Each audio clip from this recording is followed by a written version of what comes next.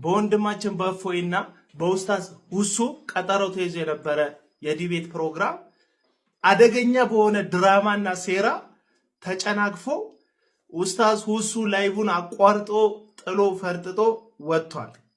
እንደምትመለከቱት ማለት እንደዚህ ያለ የሴራ ስክሪፕት ሲድኒ ሺልደን ራሱ ጽፎ ያውቅ። በጣም ነገሩን አወሳሰባችሁት። ቀላል እኮ ነው። በሃይማኖታችሁ የምትተማመኑ የያዝነው እምነት የዘላለም ሕይወት የሚሰጥ እውነተኛ እምነት ነው ካላችሁ ቀርባችሁ ሊወያይ ካለ ሰው ጋር አንድ ሰው ወክላችሁ መወያየት ነው።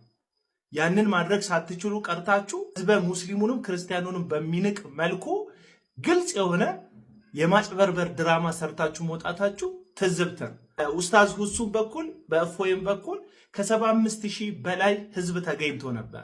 አጠቃላይ ከ150,000 ህዝብ በላይ ሊያየውና ሊማርበት የተገኘበትን ዲቤት በከንቱና እዚህ ግባ በማይባል ሴራ አፍርሰው ኡስታዙ 70,000 ህዝብ በትኑ እግረ አውጭኝ ብሏልና ይሄ ነው በቃ እውነቱ።